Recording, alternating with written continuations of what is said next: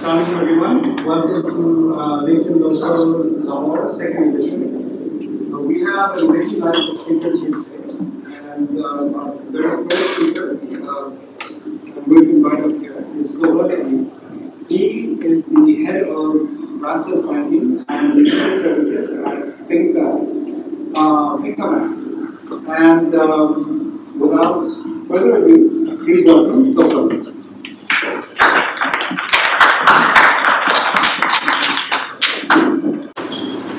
Thank you, everyone. Is the voice sorted? Yep.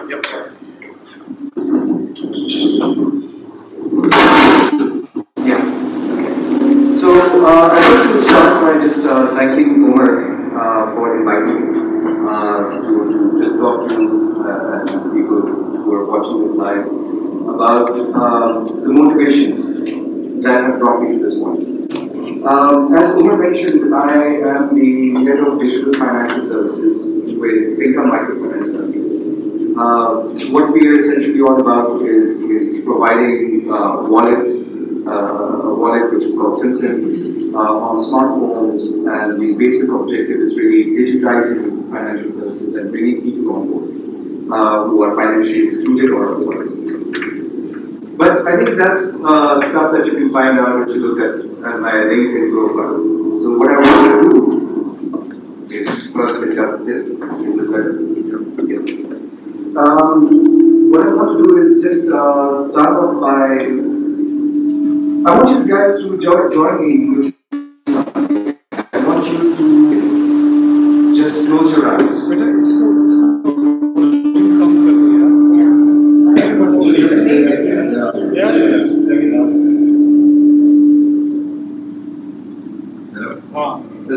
Is that better? That's perfect. Yeah, that's great. That works great.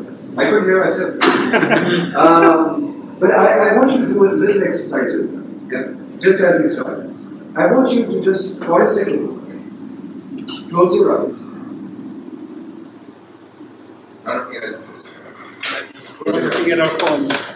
And I would like you to imagine a room. Imagine a room which is opulent. It has beautiful ceiling. There's food on the table. There are toys littered around. Everything about that room speaks of comfort and of abundance. Think about a happy family in that room. Imagine a happy family in that room. It could be yours. Think about little children in that room, playing with those toys, getting ready to have that delicious food on the table. Happiness. There is joy in that room. And now as you look around this room, try and spot a window. Outside the window is all dark. It's cold. It's not warm and comfortable like inside the room. It's really cold outside. And at that window is a small child. And that child, with his face pressed against the window pane, is looking in. The child is wearing tattered clothes. The child is poor. The child is hungry. The child is outside.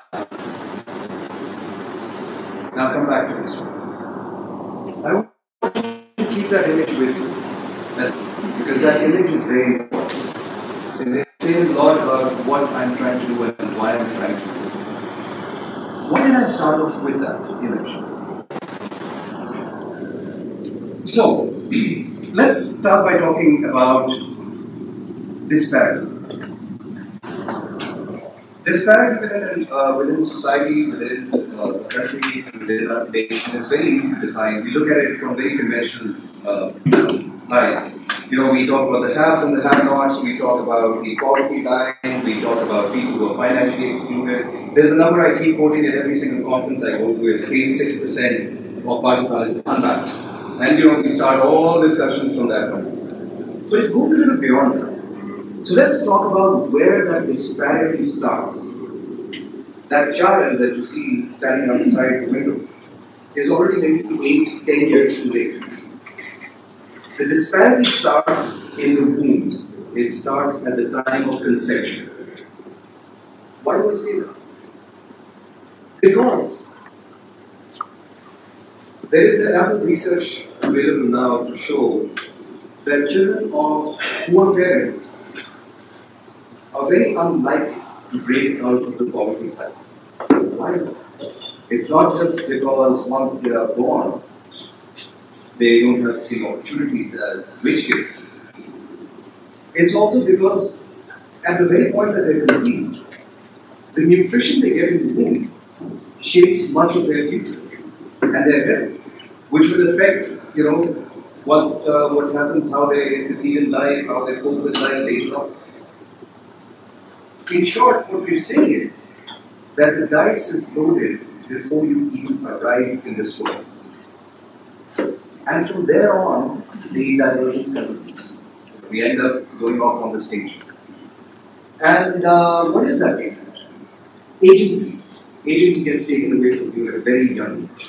So there are those, and most of the people watching this broadcast or all sitting here will probably not be able to relate to this at all. Because our view of reality is quite different. Our view of reality is shaped by the circumstances we see, by the inputs that we receive. But when you think about a reality where all these inputs that we receive are not present, such as education, such as the comfort of clothing, such as the comfort of having shelter, such as the comfort of having parents to begin with, such as all the opportunities that we experience within the first 5 years of our existence, you realize that that is an alternate reality. So that's the reality that I want to focus on in my talk right now, because when I talk about my motivation to do what I'm doing, it actually originates always from that image of that child that's standing outside for no fault of that child. Unfortunately, nobody really cares. Because when we talked about our successes, I could have come up over here and I started talking about, oh, look, my name is Tughral, I've done 2 masters, one from MIT, the other one from Harvard. I'm not Harvard, so Warwick. I would like to do another master's from Harvard. But one from Warwick, another from MIT. I've worked for 18 years all around the globe, and it's because I'm such a fantastic guy. I've worked so hard to get where I am. That would be partially true, factually correct.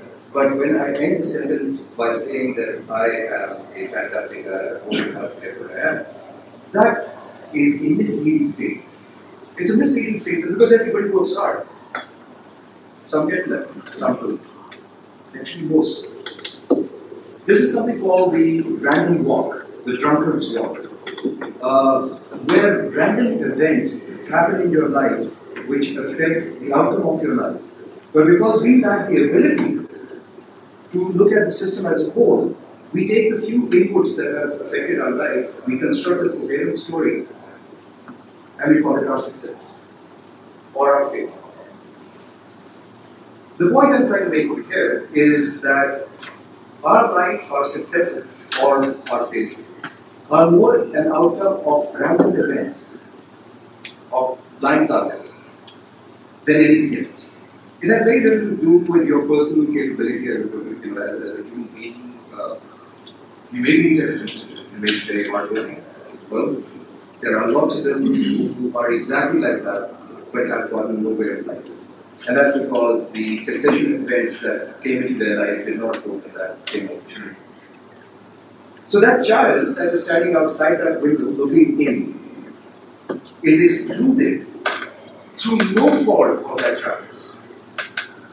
That child is excluded because of fate, because of a random occurrence of birth, coming out from a womb which was poverty-stricken to begin.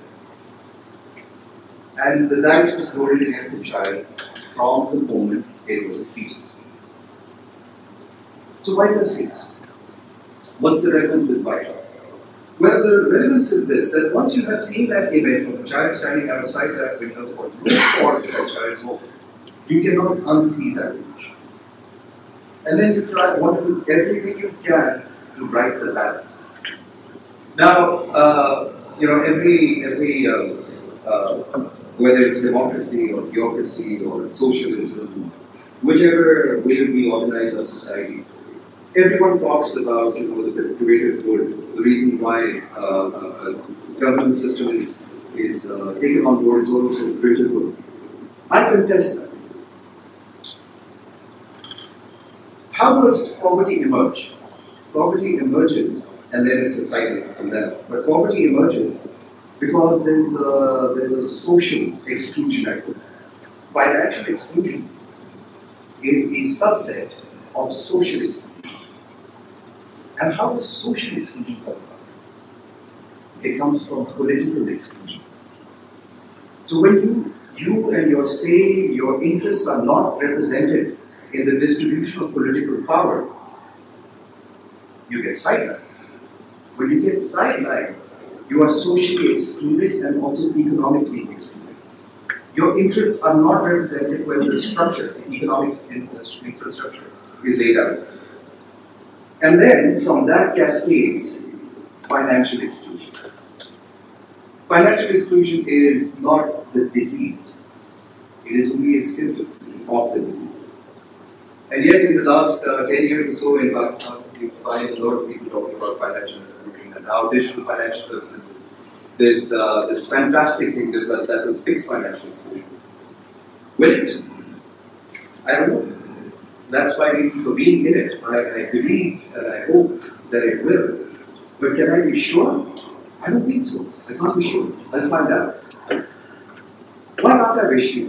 Why can't I be sure about this? Well, because there is a law at work, and that law is called the law of amplification. There's a fantastic book called Geek Heresy, written by Kentaro. I strongly recommend you read it. And in that, Kentaro argues that the law of amplification amplifies human behavior, existing human behavior using technology. That is to say, it has great implications if you think about it. That is to say, that technology doesn't change human behavior, it amplifies it.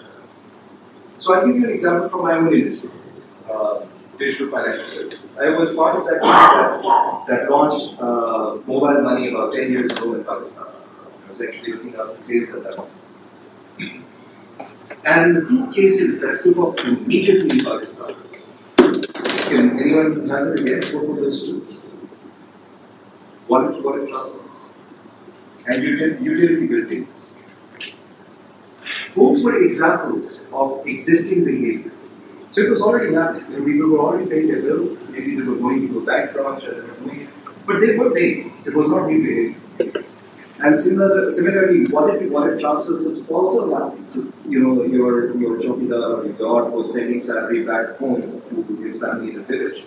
But perhaps instead of using digital money, he was handing it over to somebody else to carry it for him. But it was already happening. And when we introduced mobile money, it amplified that behavior. It sort of built itself on an existing human behavior. So that's good news, right? Not always. Because technology can also amplify negative behaviors. So if a society already has negative behaviors, they will just get amplified. And I'll give you another example of that I'm sure all of you are quite well aware. I'm sure all of you have Facebook accounts or some social media. Do you know what an echo chamber is? Yes. An echo chamber is when you build around you a collection of voices that basically reflect your own opinions back at you. So what do we do in social media? We air an opinion, and then we get a lot of likes on it, somebody shares it, we have a conversation. But mostly, what happens is that we find people agreeing with us. Why is that happening? It's happening because there are selective algorithms at work that basically make sure that those disagreeable topics are not brought before you, or disagreeable shares are not brought before you. And so what happens is that you, because you tend to bond with friends who reflect your own opinions or similar, have similar opinions as your own, you effectively create a bubble around yourself. And thereby, you exclude the other, or the opinion that does not agree, from yourself. So that's a case of negative amplification. So that's it's an amplification of behavior which is not ideal because there is no dialogue. There is no cross-discussion. You find, PTI supporters all gathering together on one platform and then saying, whatever PTI is saying, that's absolutely right. You find PMLN supporters gathering on another platform and amplifying their opinions. And so what you're not having is that ideal crosstalk that should happen somewhere in the middle. Now,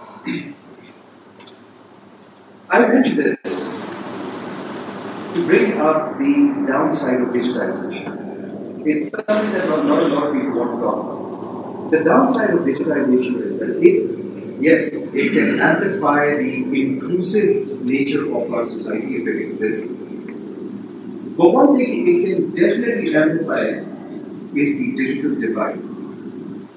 We already have a digital divide in our society. We were talking about it 10 years ago, where there were people who got phones in their hands and they were able to access the internet. And again, if you take one step back, the sort of people who had phones in their hands and could access the internet tended to be educated and tended to be, tended to have money in their pockets. If you take one step behind that, the people who tended to, be educated and have money in their pockets were people who wanted to do social setups where there was an abundance of wealth, of prosperity around them, which allowed them to get the education, which allowed them to be the first ones to get digitized and be ahead of the curve.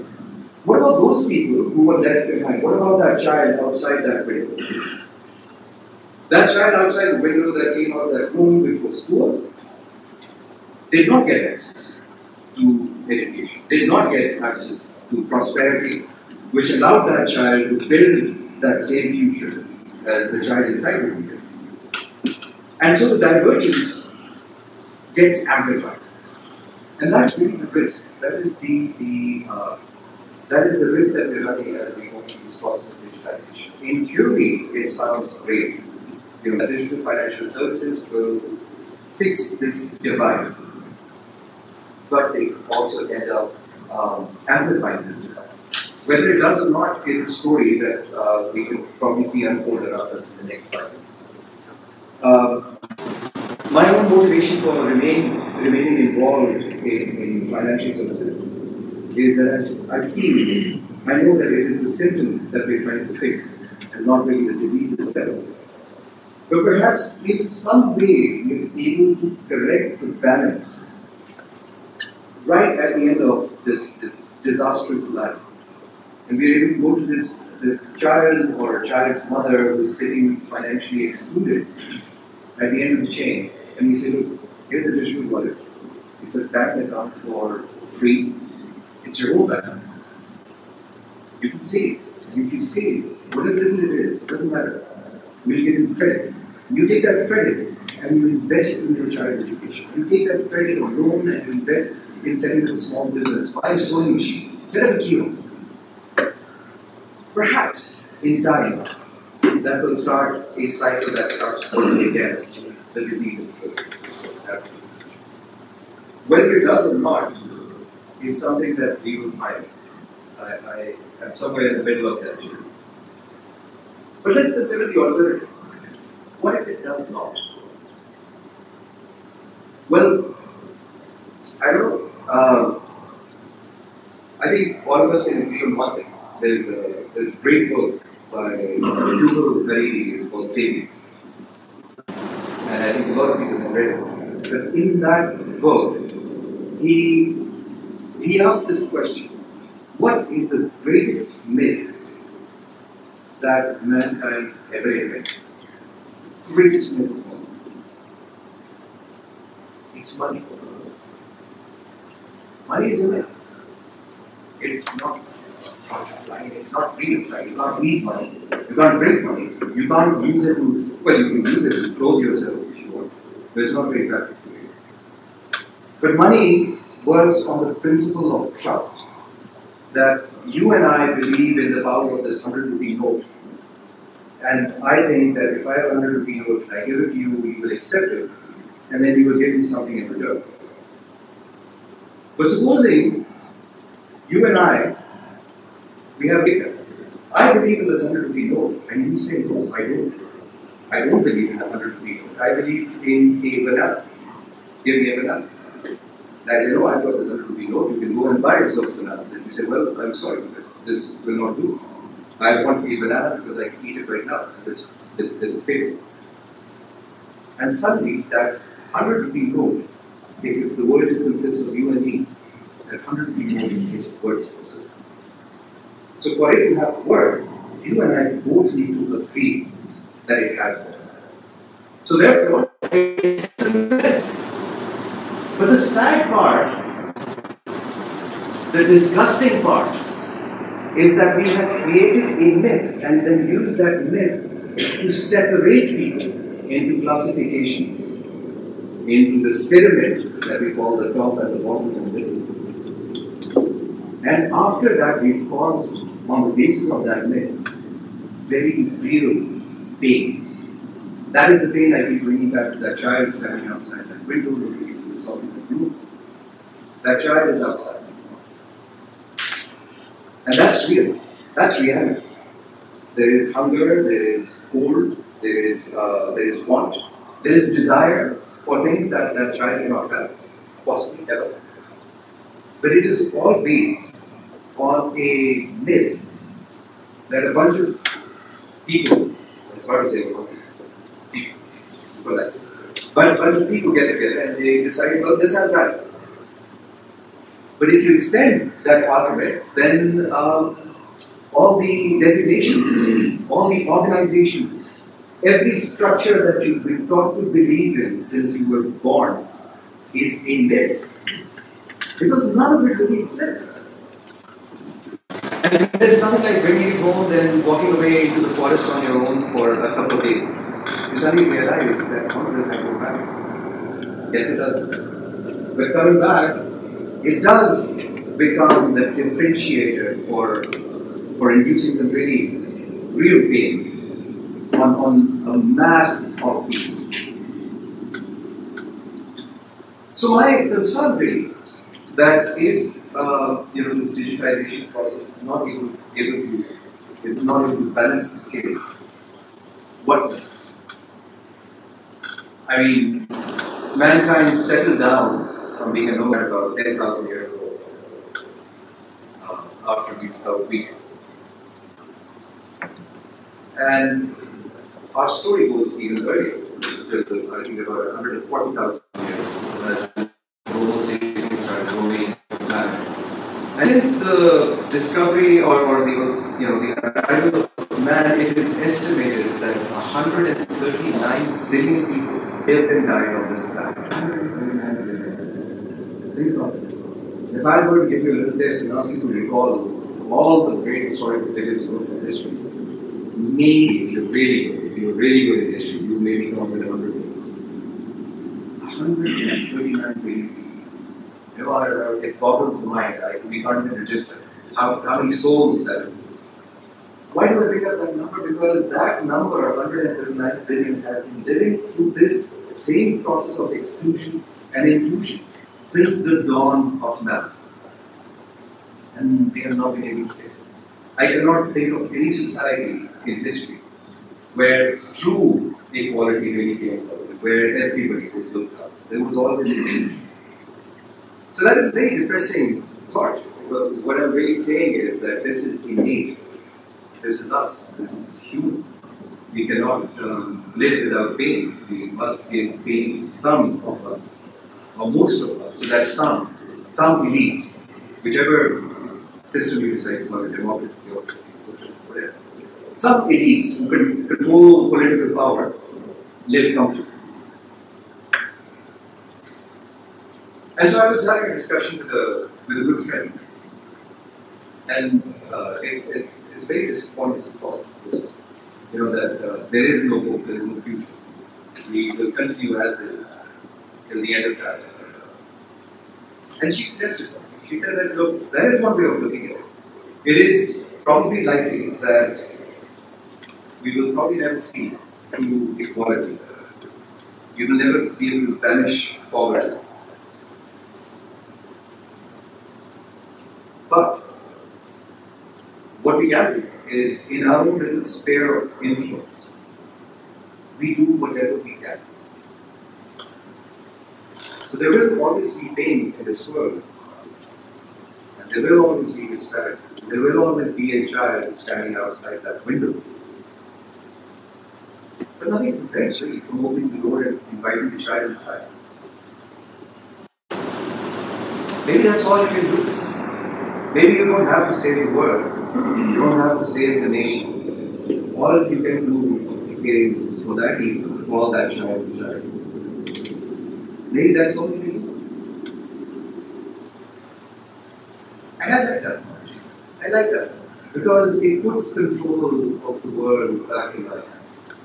Because I think that if I were to do that, at least that one evening, I made a difference. That one life, I made. Didn't save the world, but perhaps we're not supposed to save it. Maybe we're not meant to banish noble disparity or power. Maybe that is part of life. I mean, that doesn't mean I give up. I am still working towards a system which is equitable and which takes away that disparity and brings people together on the same platform and gives every child that is born an equal shot. But I can't do that. It doesn't mean I shut the door on that child either. So, ladies and gentlemen, I took you through a few things in these last few minutes. But the core of my motivation for being involved in digital financial services is that I think that it is a tool that I can reset that balance.